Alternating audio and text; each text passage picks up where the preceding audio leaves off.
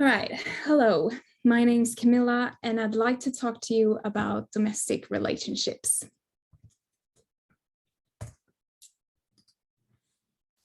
Living with people is not easy. Sharing living spaces in a life with people means sharing responsibilities and all tasks involved in running a household.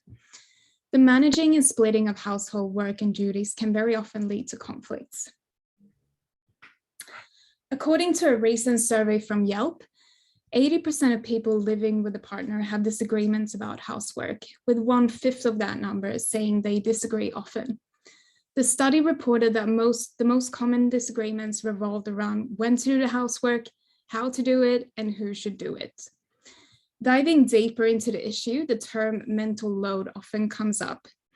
It's used when describing the invisible labor involved in managing a household and a family, which typically falls on one person, most likely the mother. Also sometimes referred as worry work or cognitive labor. The mental load is not always about the physical tasks, but rather the overseeing of those tasks. It's being the one in charge of having that never-ending to-do list in one's head, preparing, organizing, anticipating everything emotional and practical that needs to get done to make family life flow. Even delegating tasks to respective household members and making sure they actually get done is work in itself when running a family. So these issues are quite obviously widespread. How can we help household sharers achieve a more harmonious co-living situation and overall improve domestic relationships without becoming a certified counselor? When I started asking people about their current processes in their households, they often seem to not have any processes. And it's often described as an unspoken agreement. And it works the way it does just because it sort of happened or due to time resource. Not one we're using any kinds of tools, except sometimes writing to-do lists in their phones, but only really for themselves. But almost everyone said that there was a constant back and forth with text messages, with questions on who does what, and reminders and nudges on things to do. When I asked about the split of tasks, they were done roughly based on skills, interests, or time. And they didn't actually mind doing the tasks that they enjoyed. Typically the more challenging chores that allow for some autonomy, like cooking and gardening. The biggest topic, however, and this is where the cracks started to show, were the mundane, monotonous tasks like doing laundry, taking bins out, unloading dishwasher, grocery shopping, cleaning car, paying bills, folding clean clothes. And I know what you're thinking, boring, boring, boring. These tasks often led to a discussion on who should do it, and together with repetitive experiences of forgetfulness between the partners, communication issues, and lack of time, it led to a feeling of anxiety and overwhelmment when things started to pile up. Interviewees experienced unwanted behaviors in both their partners and themselves. Quote, forgetfulness and uncompleted tasks from partner results in several reminders that turns into nagging and eventually passive aggressiveness. Nagging is never fun. Annoying each other with nagging is a stressful, vicious circle. Associated with these frustrations were feelings of unfairness when they experienced that they were the only ones doing or seeing the tasks. The visibility issue also involves the mental load and the invisible checklist in one's head that is hard to delegate clearly and communicate to other household members. And a lot of frustration stemmed from experiencing forgetfulness in both themselves and other household members. It's clearly taking a toll on domestic relationships. So where do we begin solving this problem? I wanted to start by breaking down that unspoken agreement. What is it actually based on? Is it just about time resource? And why is it so hard to ignore these issues without having resentment building up?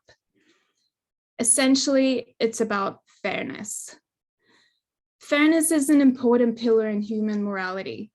In fact, when experiments have been done with animals to test inequity aversion, which is outlined as willingness to sacrifice material payoffs for the sake of the greater equality. This basic instinct have been found in several species. A Dutch biologist named Frans de Waal have studied the behavior and social intelligence of primates to then draw parallels to human behavior. He performed this experiment. So what we did is we put two capuchin monkeys side by side. Again, these animals, they live in a group. They know each other. We take them out of the group, put them in a test chamber. And there's a very simple task that they need to do. And if you give both of them cucumber for the task, the two monkeys side by side, they're perfectly willing to do this 25 times in a row. So cucumber, even though it's really only water in my opinion, but cucumber is perfectly fine for them.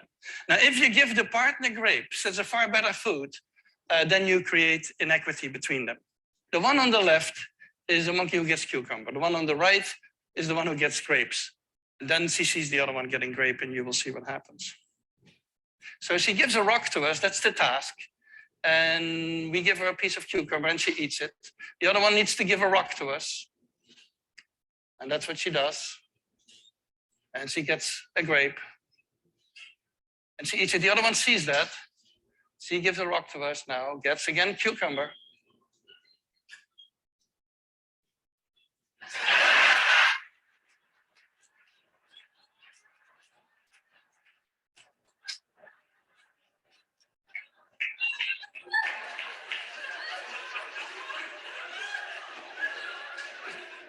She tests the rock now against the wall. She needs to give it to us.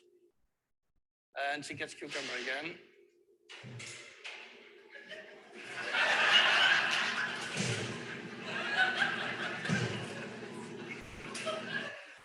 So this is basically the Wall Street protest that you see here.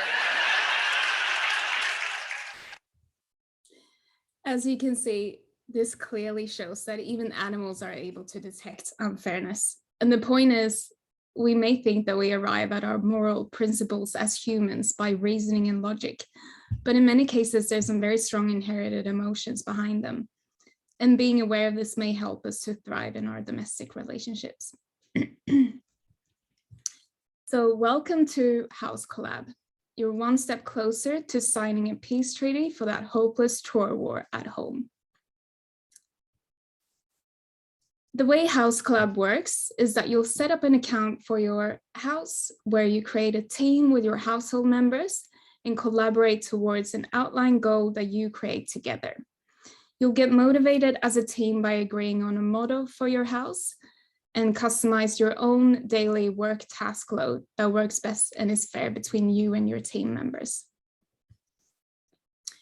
By tracking the completed tasks within the app, you can see live progress for the team as you go, with an option to submitting tasks between the team members for review.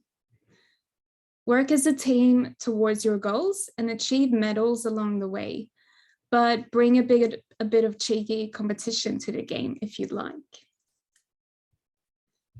No more missed events or forgotten bills. Create and assign tasks in the planner and write to-do lists on the whiteboard for the whole team to see. When a planned task comes up in your calendar, you'll get a push notification and some gentle reminders until it's completed.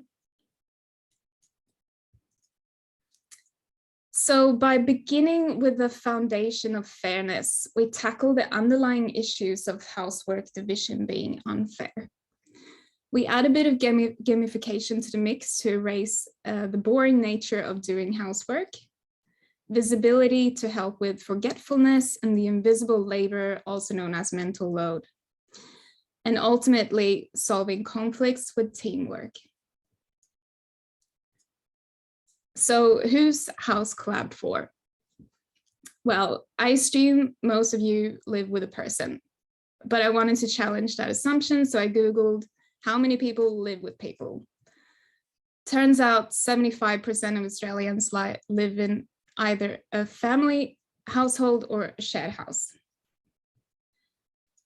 And just to illustrate a few use cases for this product, imagine professional couples being able to balance work and ensuring tasks at home are done and avoiding dirty laundry to ruin the marriage.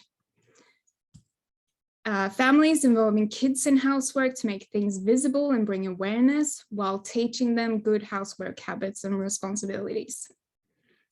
Housemates agreeing on a task split deal from day one, avoiding conflicts around the house and around cleaning, and their house, shared house turning into a garbage pile. So next steps, I'll pass it over to you, Sharks. Who wants to fund my idea? It will be $6 million to build. But you're also welcome to come forward with any questions.